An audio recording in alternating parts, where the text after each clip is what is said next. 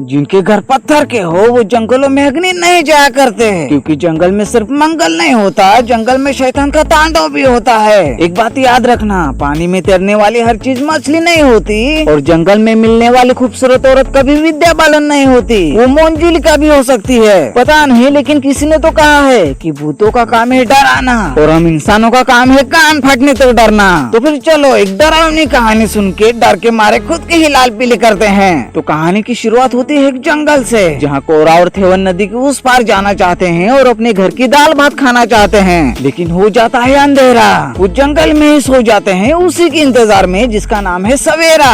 थेवन उठ जाता है सुबह, लेकिन नहीं दिखता है उसे कोरा। अब थेवन ढूंढने चला कोरा को। कोरा मिल जाता है जंगल के बीच खड़ा, जो था थोड़ा डरा डरा। कोरा आया था खींच के एक सुंदर नारी के पीछे दौड़े दौड़े, जिसके अंग पे नहीं थे कोई कपड़े छोटे या बड़े। नाम था उसका यक्षिनी, थी वो चुड़ैलों की रानी। कोरा यक्षिनी के साथ खेलना चाहता था लूडो, लेकिन यक्षिनी उसका खून चूस लेती है। कोरा चिल्लाता है छोड़ो छोड़ो। थेवन को पता है लड़की बुलाती है मगर जाने का नहीं। वो भाग जाता है ऐसे काटा हो सांप जैसे। थेवन भटक जाता है जंगल में, आ पहुँचता है खंडर जैसे महल में। मिलता है वहाँ उसे एक रसोई में काम करने वाला बावर्जी। बावर्जी ले जाता है थेवन को मालिक के पास, जिसका नाम था कोडमन पोट्टी। अब पोट्टी थेवन से पूछता है, आप कौन?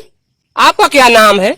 हमसे क्या काम है? थेवन पोट्टी से कहता है, खाने को दे रे। खाने से पहले मैं बता दूं, थेवन एक गायक है। पहले थेवन अपने गाने से पोट्टी को इम्प्रेस करता है। पोट्टी थेवन को खाना देता है, रहने को कमरा देता है। उसके बदले थेवन को गाना गा के पोट्टी का मनोरंजन करना है। थेवन रुक जाता है घर में, लेकिन घर में से आती है कुछ डरावनी आवाजें।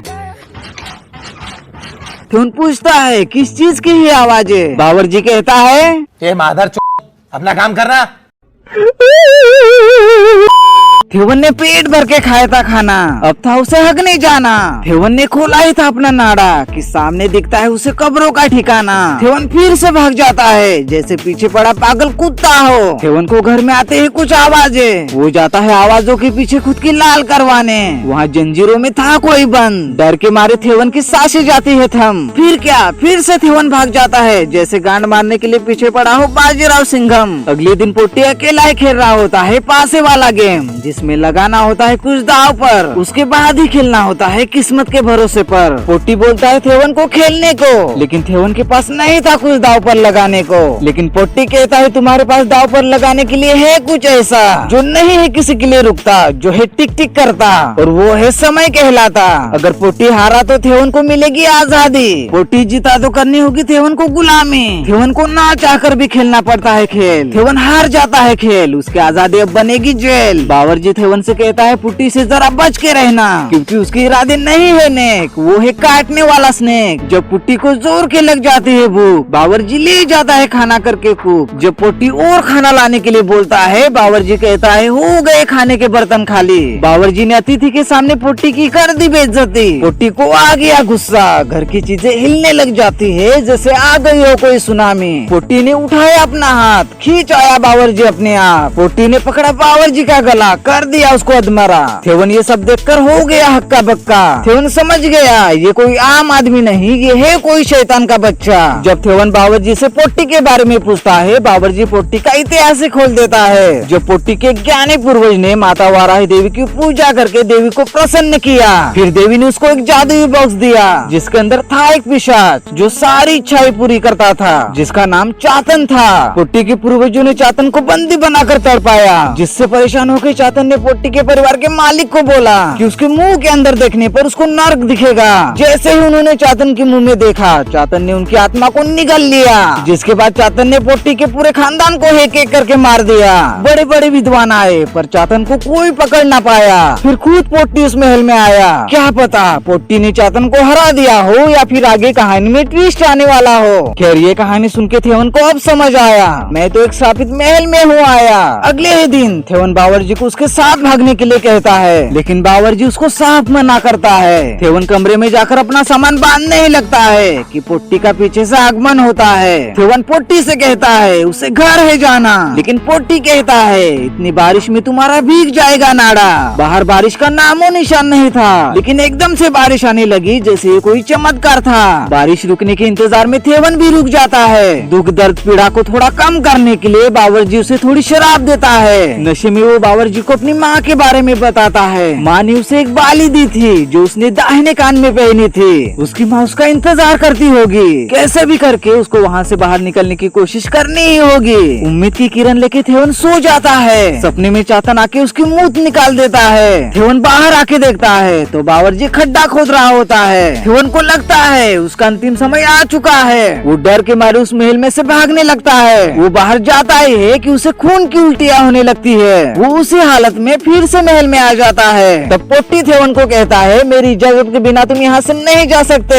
अगर जाना है बाहर तो भीख मांगनी होगी मेरे पैरों में गिरकर। फिर क्या, वहाँ से निकलने के लिए भीख मांगना छोड़ो, थेवन 4 बार हस्तमैथुन करने के लिए भी तैयार था, लेकिन फूटी उसकी किस्मत। पोट्टी नहीं देता उसको इजाजत। बावर्ची थेवन को उस वीडियो में बंद किए हुए शैतान के कमरे में ले जाता है। वहाँ पोट्टी की लाश पड़ी हुई दिखाता है। मतलब कि पोट्टी के भेष में जो महल में रहता है वो चातन है, जो दूसरों से बनवाता है खाना, गवाता है उनसे गाना। वो बस खुद की ही चाहता है लाल करवाना। चातन ने अब तक पोट्टी को जंजीरों में बांध कर रखा हुआ था और फाइनली आज पोट्टी तड़प तड़प कर मर गया था। बावर्ची जो खड्डा खोद रहा था वो पोट्टी की लाश को गाड़ने के लिए खोद रहा था। साला चातन खामखाई थेवन को डरा के उसकी धोती लाल पीली करवाने का प्लान बना रहा था। लाश को गाड़ने के बाद बावर्ची वहाँ से निकलने का एक तरीका बताता है। उस महल के तहखाने में एक दिया है जो आज तक नहीं बुझा है। अगर दिया बुझा दिया जाए तो चातन की शक्तियाँ कम होती जाए। बस दिक्कत ये है कि चातन की कमरिया में लटकी है तहखाने की चाबी। अगर चाबी चाहते हो पाना तो चातन की चिकनी कमरिया को होगा पकड़ना। अब थेवन और बावर्ची एक प्लान बनाते हैं। चातन को ढेर सारी चिकन बिरयानी और मदिरा पिलाना है और उसे बेहोश करके उसकी खूबसूरत कमरिया से चाबी हथियाना है। अब जैसा प्लान बनाया था सब सही चल रहा था, तभी अचानक बावर्ची खाना बना रहा होता है कि चातन बावर्ची का गला पकड़ लेता है। पहले तो लगा चातन को उनका प्लान पता चला होगा, लेकिन चातन उसकी शराब थेवन को ना दे ऐसी वार्निंग देके जाता है। अब प्लान के मुताबिक वो चातन को खाना और दारू पिला के सुला देते हैं और जब थेवन चाबी निकालने ही वाला होता है कि चातन थेवन का गला पकड़ लेता है। चातन अब थेवन को उसके मुंह के अंदर देखने के लिए बोलता है ताकि वो थेवन की आत्मा को खींच कर खा सके और वो सुबह खूबसूरत सी पोटी कर सके। तब एकदम से चातन पीछे हो जाता है और ये मूवी और एक ट्विस्ट हमारे मुंह पे मार के जाती है। यहाँ हमें पता चलता है कि बावर्ची ने पहले ही चातन के कमरे से चाबी चुरा ली थी और उसने तहखाने में जाकर दिए की आग बुझा ली थी। उसके बाद चातन एकदम से कहीं छुप जाता है। अब चातन को सूर्योदय होने से पहले उसे पकड़ के जादुई बॉक्स में रखना होगा कैद करके,